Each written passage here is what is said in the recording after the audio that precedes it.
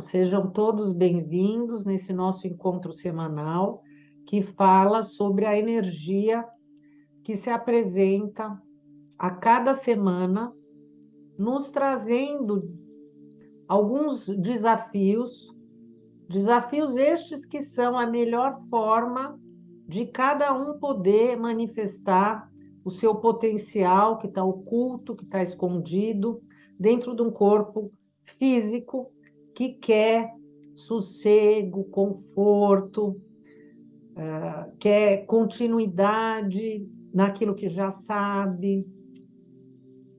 Ele talvez queira afastar o que dá mais trabalho, o desconhecido, pelo medo, pelo fato de não saber o efeito, não conhecer o resultado. Então, sempre é mais cômodo permanecer no mesmo lugar.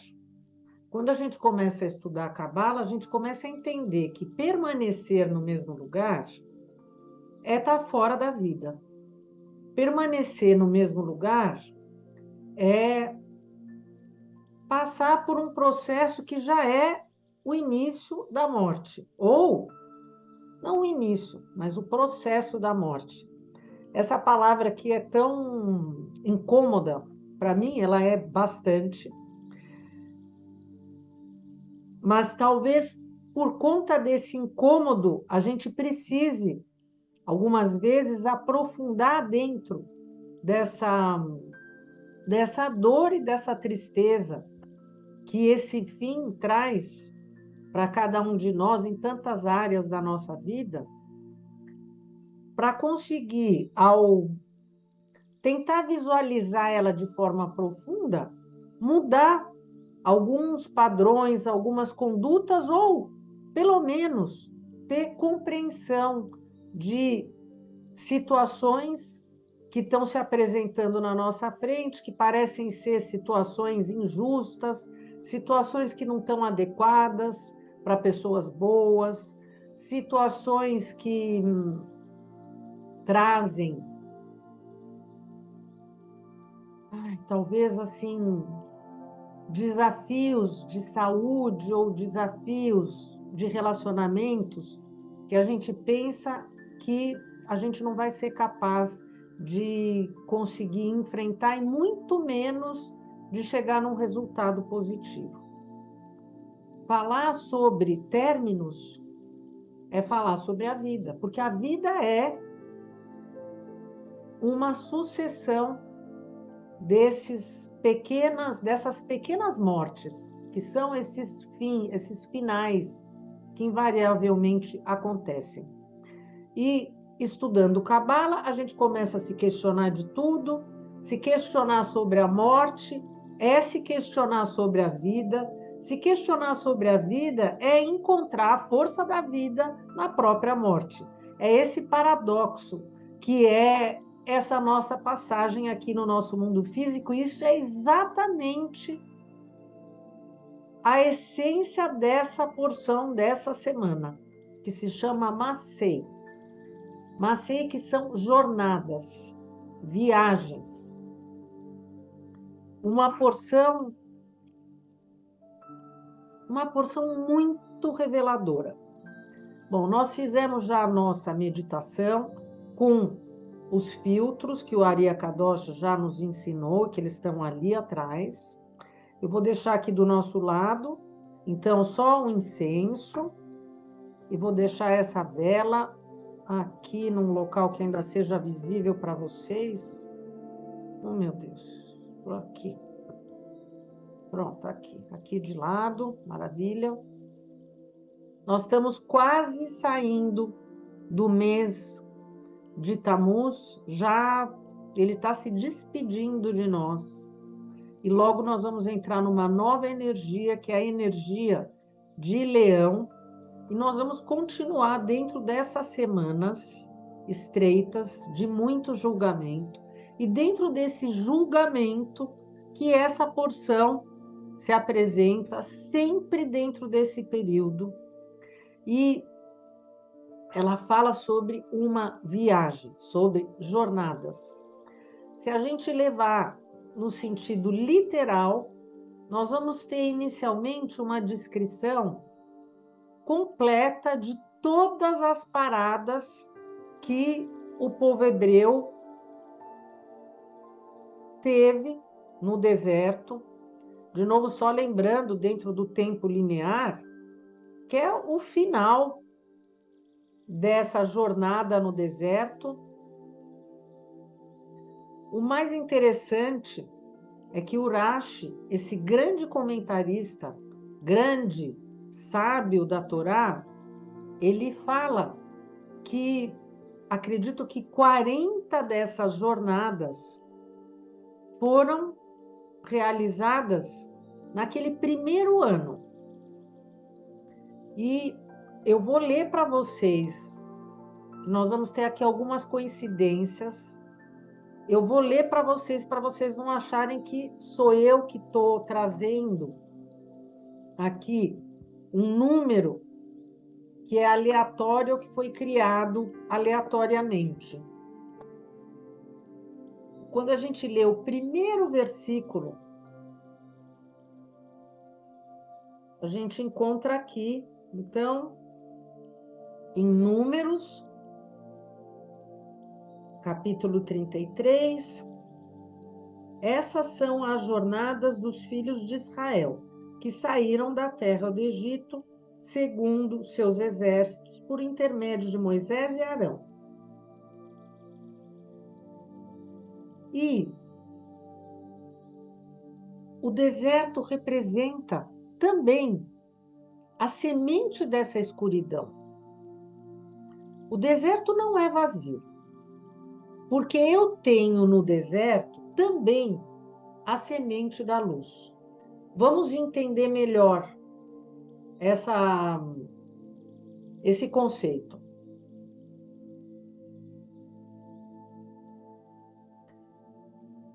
A luz representa a presença da vida. O escuro representa a ausência da luz. Então, a escuridão representa a morte, enquanto a luz representa a vida. Mas dentro da morte, existe ali uma centelha da luz, porque a luz existe em tudo. A luz não é o infinito. Então, mesmo que eu não veja a vida, existe uma centelha da vida escondida por trás dessa escuridão. Porque a nossa origem é uma origem divina, de Keter. Então, quem entende e conhece a árvore da vida, entende que mesmo no escuro existe a presença ínfima da luz. Ela só ainda não foi revelada. Se eu não consigo acessar a luz por conta de camadas de julgamento, e eu estou nas semanas principais para conseguir me sensibilizar e transformar julgamentos. Quando eu penso no deserto, é como se estar no deserto e conseguir abraçar essa escuridão para eu encontrar a luz, é como se no deserto eu conseguisse encontrar o caminho para eu eliminar a minha escuridão. E qual é a minha escuridão? O julgamento. Porque aonde tem julgamento, eu tenho uma casca, uma cobertura.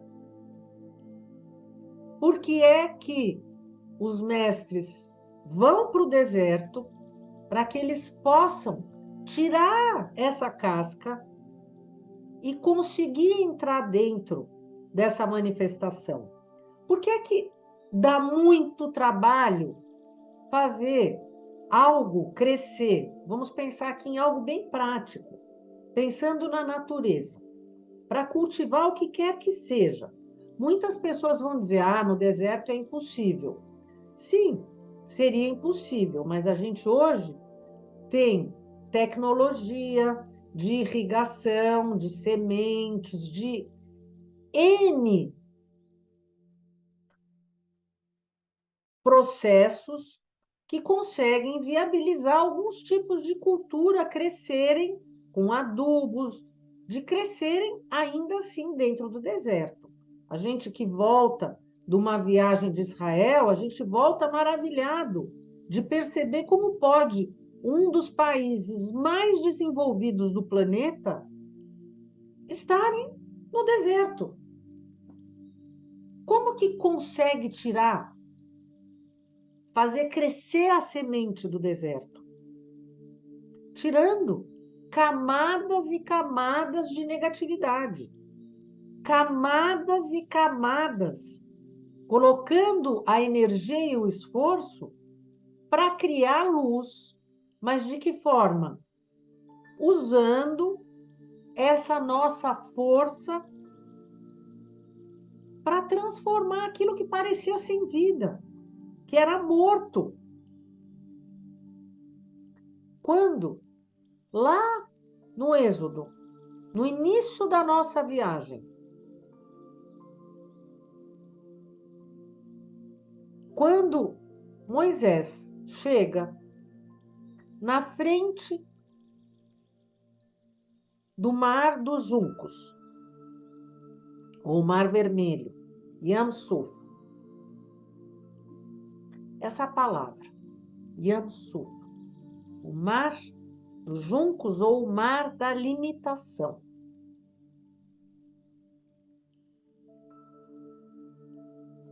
O faraó está vindo por trás. Dos dois lados tenho montanhas. Na minha frente eu tenho um mar. Todo mundo se ajoelha no chão e começa a rezar. E aí vem a voz do nosso Criador, que fala: segue em viagem. Vocês estão... Por que clamas a mim? Mati tzakelai. Por que vocês estão gritando? Segue em viagem. Ele quer dizer o quê? Que nós temos que continuar no movimento. Mas de que jeito a gente pode continuar no movimento se eu tenho um mar da limitação na minha frente? Um faraó com todo o exército atrás. Duas paredes gigantescas dos dois lados. E vamos entender novamente, lembrando um detalhe mais que importante, que o povo hebreu, se ele tivesse seguido pelo delta do Nilo ali, indo pelo litoral, em 3 dias ele tinha chegado já na Terra Prometida. O Criador colocou o caminho para ele ir para o sul, para colocar ele de frente para esse mar da limitação. Como é que eles conseguiram sair do mar da limitação? Quando eles conseguiram dar esse salto, além da lógica, além do cômodo, além do hábito, além da conformidade. 2 pontos. Ponto A e o ponto B. Eu quero sair daqui e chegar lá. A minha cabeça já traça um caminho. A minha cabeça já faz ali o caminho pronto. Exatamente cada passo. É assim que a gente planeja o nosso futuro. Eu saí da minha juventude e eu vou chegar na minha vida adulta, sendo... Apesar que hoje em dia os jovens já nem fazem mais, eu sei lá o que eles pensam, mas... Então vamos lá, quem já está na idade amadurecida, idade madura, pensa, olha, os meus próximos dias vão ser assim. E a pessoa já traça ali um plano, um caminho, uma estratégia, já com tudo bonitinho para tudo dar certo, para não passar por dificuldade, para tudo. E assim é o correto, é o correto. Mas a questão é que a Cabala mostra para nós que não é só isso. Porque quando a gente olha para o passado, a gente pensa, no passado, eu também tinha um ponto de tempo X, pensando que eu ia chegar num ponto do tempo Y. Eu fiz planos, mas os planos se apresentaram completamente diferentes. Eu achei que eu tinha traçado tudo direitinho, Mas as coisas foram se apresentando e tudo aconteceu diferente. E aí, o que a gente percebe? Que a lógica que traçou esse caminho não é a lógica que vai me tirar dos problemas que se apresentaram nesse caminho. Porque senão esses problemas não teriam se apresentado. Eu preciso sair dessa lógica. Eu preciso de uma outra lógica para conseguir resolver os meus problemas. E quando eu saio dessa lógica linear e eu começo a entrar dentro de uma lógica espiritual, com essas palavras que cada semana chegam, que parecem que estão soltas, mas que num momento vão ter todo o sentido de união nesse mapa dos caminhos, eu vejo que o que Deus estava falando lá para Moisés, que ele tinha que subir na consciência dele. Ele tinha que subir de nível. Para ele ultrapassar aquilo que estava acontecendo na frente dele, só elevando a consciência dele. Ok, eles usaram 72 nomes. Entraram numa outra frequência. Quer dizer que quando eu enfrento um problema, aqui no mundo físico, para eu conseguir resolver esse problema, que eu achei que estava lá na minha lógica, na minha programação, dentro da minha viagem que eu tracei, passo a passo, fazendo de tudo para estar tudo redondinho. De repente aparece ali uma situação impossível, fazendo parte da minha jornada. E como é que eu vou resolver isso? Eu preciso ir elevando a minha consciência. Quando eu estou nesse exercício contínuo, tudo vem naturalmente. Tudo fica mais fácil. A jornada fica redonda.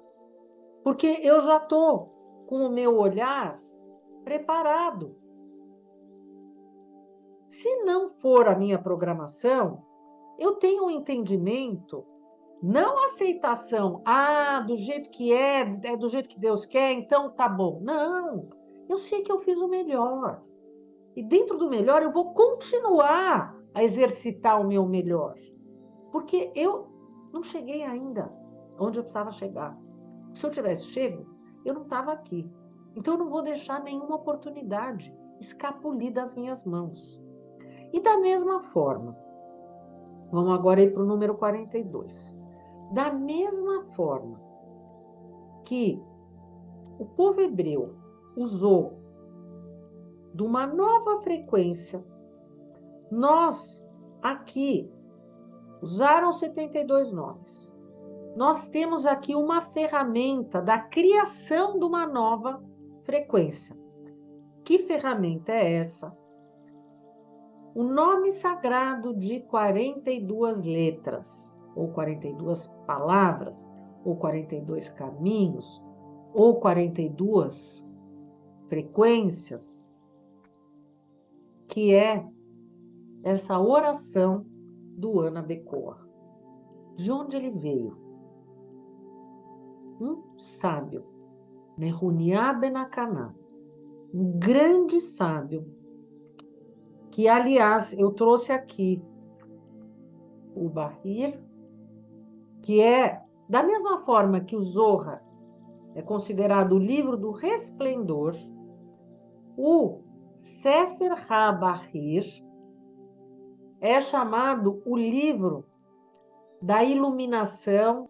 Vamos falar sobre o mês de Tammuz, ligado à lua. Eu tenho aqui a última linha do Ana Becoa. Shavateinu Kabel Ushma Sakateinu Yodea Talumot Shinku Vav Tzadik Yud Taf. Essa é a sequência que incorpora toda a energia deste mês. quando eu estou pensando nestas letras, eu estou trazendo aqui essa frequência que abre para mim essa possibilidade de ir além e de dar esse salto. É força de cura? É total força de cura. Quando eu estou numa situação em que eu não encontro saída, o que eu posso fazer? Meditar no Ana Becoa. Pegar o Ana Becoa e começar a meditar e pensar nessas letras. O que eu estou fazendo? Eu estou criando uma conexão com essa vibração lá da criação do Bereshit. Eu estou recriando uma nova frequência para eu conseguir alcançar algo que é fora da minha lógica. Estes sábios conseguiram canalizar tudo isso e entregar para nós. Hoje, a gente pode estar aqui, ao vivo e a cores, falando. Agora, o que talvez é triste pensar, para que aconteça um entendimento de que estudar a Cabala não é só para a tradição do judeu, ou que aquele que não é judeu pode estudar a Cabala. O que é o principal aqui? Eu entender. Hoje, ao estudar a Cabala, eu consigo ter acesso, independente da minha religião, a estas ferramentas. O que é triste? Que muitas pessoas que fazem parte da tradição judaica desconhecem a oração do Ana Becoa. Ela, em muitos círculos, ela nem acontece. E pessoas que estudam Cabala rezam o Ana Becoa, fazem a meditação do Ana Becoa. Eu quero dizer que é Cabala sem fronteiras, porque o principal, Kabbalah, receber a luz. Mas como é que eu recebo a luz? Compartilhando a luz. O que é disseminar a Cabala? Por que é que eu vou fazer a meditação nos 72 nomes? Por que é que eu vou fazer a meditação no Ana Becoa, nas meditações com as letras do mês, nos filtros de luz que nós ainda vamos continuar usando durante 2 semanas? Porque eu quero o quê? Eu quero ultrapassar os meus limites. Porque é um limite dizer que só vai fazer essa meditação quem é judeu. Ou é um limite dizer que, se eu sou cristão, eu não vou fazer uma meditação com letras hebraicas, porque isso não é para mim. Cada um faz a sua escolha, mas eu quero dizer, hoje está aberto para qualquer um. Qualquer um pode usar disso tudo. Ao eliminar o julgamento, o que a gente está fazendo? A gente está se limpando, a gente está se purificando. Ao seguir pela jornada, enfrentando os novos desafios, com essa consciência de transformação, o que eu estou fazendo? Eu estou me limpando. E eu vou entrar nesse novo mês. Vocês percebem a importância? Eu vou entrar nesse novo mês de Av, que vai ter tanta possibilidade de manifestação de luz, depois de ter estudado esse livro que fala sobre esse deserto, com tanta profundeza, com tanto detalhe. Como é que eu vou abrir esse novo ciclo mensal, com a minha consciência no lugar que ela tem que estar, olhando com ânimo, sem deixar a vitimização me colocar naquele lugar em que eu digo, eu não faço mais nada, eu desisto. Porque quando a gente desiste, falava o Ravachlag, envelhecer e morrer é desistir, no sentido de que aquele que está sempre buscando a sua correção tem um entusiasmo da vida. É o jovem, no sentido daquela criança que quer sair correndo, que quer alcançar tudo que tiver ao alcance das suas mãos.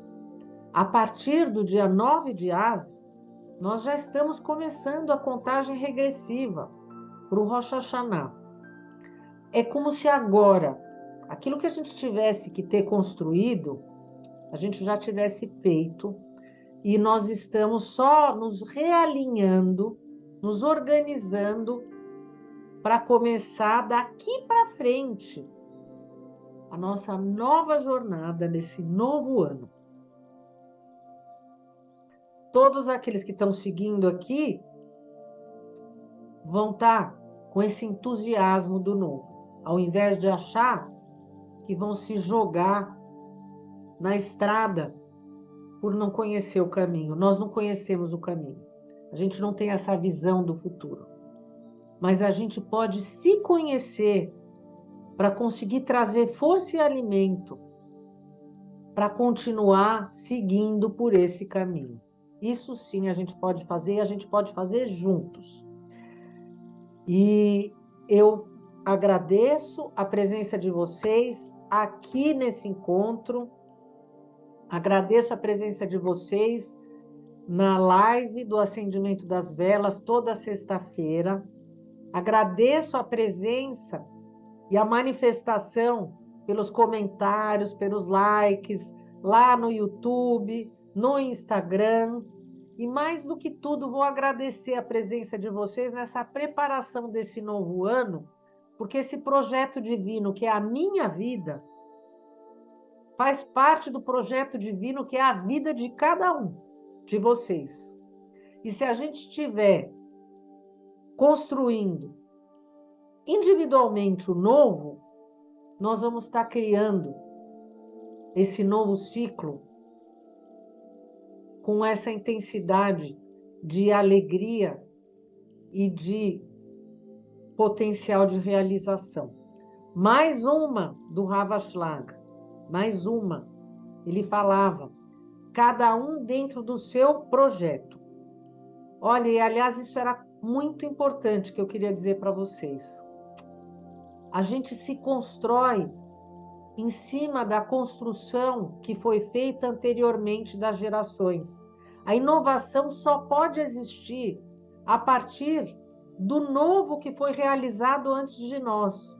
Então, que cada um de nós possa realizar esse novo de forma individual, porque quando chega a hora de dar esse salto coletivo, alguém aqui vai ser aquele que vai ser o último. Eu não falei sobre aquele toque, aquela última centelha, e aquele que fizer isso vai ser o responsável por todos os outros que vieram antes.